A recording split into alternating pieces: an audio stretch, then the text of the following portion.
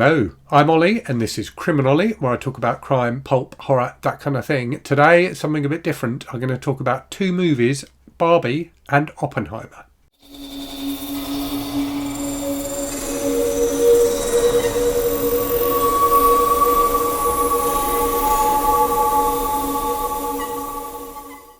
So obviously, normally I talk about books on the channel. I have touched on movies a few times before, but only ever previously in relation to books. But I saw both Barbie and Oppenheimer yesterday, and I really want to talk about them, so I'm making a video. So one of the things that really attracted me to these movies was this kind of cultural phenomena around Barbenheimer. So this kind of meme that sprung up, based, I think, purely on the fact that they were two big movies that came out on the same day. And which seem very, very different from each other. So my son and I went to see them yesterday. We did the Barbenheimer double bill. So we did Barbie first and then Oppenheimer, which I think is the accepted way to do it. We had 1 minute in between to get from one screen to the other. We took a packed lunch, so we didn't have to worry about lunch, and we had a really, really good time. I really enjoyed both of the films, and I also really enjoyed the experience of watching them as a double bill. Worth saying as well, this is the first time I've been to the cinema since before the pandemic. So when I was in my teens and 20s in particular, I was a really passionate movie fan and film goer, and over the years I've kind of fallen out of that a little bit, but have always enjoyed, since becoming a dad, have always enjoyed going to the cinema with my son, and have sat through countless Disney and Pixar and Marvel and Star Wars films as a result of that. And in fact, the last film I saw at the cinema before going to see Barbie and Oppenheimer yesterday was Rise of the Skywalker, the most recent Star Wars film. So anyway, let me talk about these two movies. What I'm going to do in this video is give brief reviews of both films, Barbie and Oppenheimer, and then I want to talk about the similarities between the films, because whilst they are very different, I think there are some key things that are very, very similar. And I also wanted to talk a bit about the experience of the double bill, of seeing them back to back. So let me start with Barbie. So I thought Barbie was really good. It was better, certainly better than I expected it to be. It's the first film I've seen directed by Greta Gerwig. I'll certainly watch more of her stuff, because I thought it was a very, very accomplished film. Now, it is a bit messy at times, particularly in the middle. There's some, if you've seen the film, there's some stuff set around the kind of Mattel headquarters in the middle of the film, which I thought dragged a little bit and didn't quite work. But overall, I thought it was really, really good. So the concept of the film, very simply, and I will try not to include any spoilers in this, is that Barbie exists in Barbie Land. So there's a magical world called Barbie Land where all the Barbies and Kens live together. But one of the Barbies, who is like stereotypical Barbie, so that, the blonde Barbie you imagine when you think of Barbie, starts to get kind of weird feelings and starts to realise there's more to life than being a Barbie. And she ends up going on a quest to the real world to try and get to the bottom of that. So that's the kind of setup for the film. And it is it's essentially a comedy, but a comedy with quite a powerful message that I think is well delivered. I have to say, I went into it expecting a film like you see, so often with family films nowadays, where a movie is basically aimed at kids, but has elements that will appeal to adults. So, when you think of like Pixar films and things like that, they tend to do that. They are kids films, but they have enough kind of substance and emotion and things in there that they appeal to adults too. And that's what I was expecting from Barbie. But I don't think that's what Barbie is at all. I think Barbie is a film for adults that has some superficial things that will appeal to kids.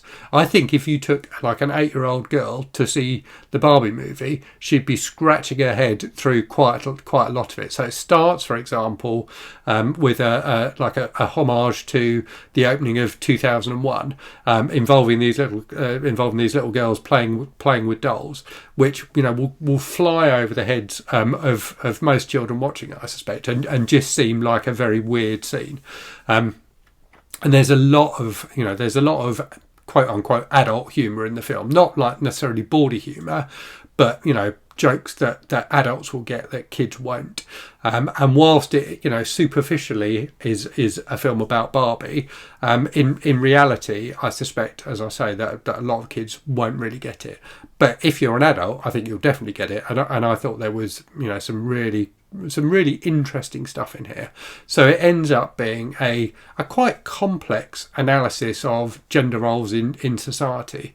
And the way they do that is, in Barbie world, the Barbies, rule basically, and the Kens are only there to please the Barbies. Ken, the main Ken, played by Ryan Gosling, is only happy and fulfilled when Barbie, the main Barbie, played by I've forgotten her name now, Margot Robbie, is looking at him. So there's some really interesting stuff around gender roles and the kind of reversal of gender roles in Barbie Land compared to the real world. And the Barbies in Barbie Land know that they are dolls and believe that their existence as dolls that are played with by, and have been played with by generations of girls in the real world has led to greater equality between the sexes and things like that. And there's some really nicely done humour around that and around the fact that, clearly that is not the case. And Barbie, when she travels to the real world, gradually comes to understand that. So there's some deep messages in this film, and they are, for the most part, I thought, really well delivered. And the fact that it examines like male gender stereotypes as well as female gender stereotypes, I thought was really interesting, and it's really, really well done. The thing that I think makes the film so great is Greta Gerwig's direction, which is really inventive and creative and at times brave. It's a film that at times it's a film that I was surprised had even been made, because it seems so different from the film you'd expect when you heard, if you knew there was a Barbie film. It's so different from that. That I'm kind of surprised it got green-lighted by the studio and also by Mattel, because Mattel come in for quite a lot of criticism in the movie. So Greta Gerwig's direction, I think, is really good, and she also co-wrote the screenplay. But also the performances from Margot Robbie as Barbie and America Ferrera as a woman that Barbie meets in the real world are both fantastic. And America Ferrera in particular has a speech towards the end of the film which is just incredibly effective and well delivered. So I really did think that those performances, carried the film. Helen Mirren as the narrator is fantastic as well. I mean, all of the performances are good. Ryan Gosling is very good too, but really Margot Robbie and America Ferrera were the standouts for me. As well as that message, it is very, very funny as well. There are some great jokes in it. There's some good, kind of running jokes and things like that, and it certainly made me laugh a lot. So that's my verdict on Barbie. So maybe not the film you might be expecting, but definitely worth seeing. So let's talk about Oppenheimer then. So in contrast to Barbie, which wasn't what I was expecting, Oppenheimer is exactly what I was expecting. So it's exactly what you would expect from a 3-hour-long Christopher Nolan film about Robert Oppenheimer. And it's fantastic. It's a really, really strong film with some brilliant performances again. So Cillian Murphy as Oppenheimer is fantastic. Robert Downey Jr. is really, really good in it as well. And Matt Damon is also excellent. I thought those three performances in particular were, really noteworthy, really fantastic. And it's also a technically and artistically brilliant film. It's very, very well made. The cinematography is wonderful. And the use of sound is incredibly effective. So there are kind of long periods of silence and then, huge explosions and things like that. And it really, really works well. And the other thing that Nolan does brilliantly is kind of blend reality and not fantasy necessarily, but he brings things that shouldn't be into a scene into the scene. So there's one scene, for example, where Oppenheimer is giving a speech and imagines the audience being kind of destroyed by a nuclear explosion, and it's just incredibly effective. So Nolan does some really interesting things and makes a film which is really, really cinematic in a really creative way, but feels quite different from the kind of a more realistic style of filmmaking that we're used to. So really, an excellent movie on many, many levels, and has, like Barbie, has some really interesting messages as well. And what I took away from it was there's a lot of examination of the American treatment, particularly in the 50s, of people that the authorities believed to be communists. So Oppenheimer went through that in his life, having been hailed as a hero for creating the atomic bomb, was then pilloried because of past associations with left-wing groups. So there's really interesting examination of that, and also of the role of scientists in Western societies, which really, if you think about it, is people and governments love scientists when they are useful, when they are doing useful things, and when they are pulling in the same direction that the government wants to move in. But as soon as those scientists start thinking about other things, or coming up with theories that maybe challenge the status quo in a way that the governments don't want, they can turn on those scientists. And I think both of those things, anti-communism and anti-science, are things that we still see frequently today in Western societies, and probably particularly in American society.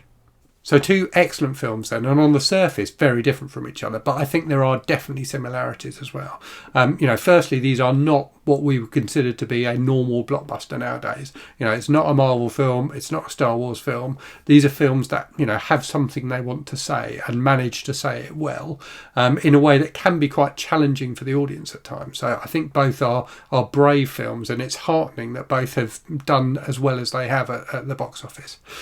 They also, I think, both show a definite kind of directorial vision, and in both cases the director wrote the screenplay as well as directing, so there's a kind of end-to-end vision for what the story should be and how it should be told. And then both have fantastic central performances as well. So Margot Robbie as Barbie and Cillian Murphy as Oppenheimer are both wonderful performances, and really do take the audience along with the characters. You really do go on a journey with both Barbie and Oppenheimer. And for me, watching them back to back was a really great experience. So there's something about watching two films which are both very good, but which are so different from each other. Watching them back to back, so you get those contrasts between the two films, was a really, really interesting experience. I haven't done a double bill like that at the cinema for years and years, but it's something I'm keen to explore more in the future. So that just leaves the question then of which did I think was the better film. And the honest answer is I'm not sure. So when I came out of the cinema having seen Oppenheimer, I thought that was better. And it's certainly a more consistently good film. So Barbie, as I said, is a bit messy plot-wise in the middle. There are some elements of it that don't work. Whereas Oppenheimer is consistently good all the way through, and every single element of Oppenheimer is excellent. So, it's technically excellent, the screenwriting is excellent, the performances are excellent, the direction is excellent. Whereas Barbie is a bit more of a mixed bag. But that said, now, a day later, it's Barbie that I'm reflecting on more. I'm thinking more about the messages that Barbie gave to me than I am about the messages from Oppenheimer. And I really feel like it's the film that's going to stick with me for longer. And it's certainly the film I would be more interested in rewatching. So Oppenheimer, is 3 hours long. It's what I expected. I don't feel the need to watch it again. I may watch it again at some point in my life. It's an excellent movie, but I don't feel a burning desire to watch it again now. Whereas Barbie, which wasn't what I was expected and was a huge amount of fun, it's not nearly as heavy as Oppenheimer, I'm really quite keen to watch again. And I do think that, its central message is a really interesting one and is very well put across. So something a bit different for the channel today, but hopefully you found it interesting. Do let me know in the comments if you've seen Barbie and Oppenheimer and what you thought of them. If you saw them as a double bill like I did, let me know how you found that experience. And as always, thanks very much for watching. I hope you're reading good stuff, and I'll speak to you again very soon. Cheerio.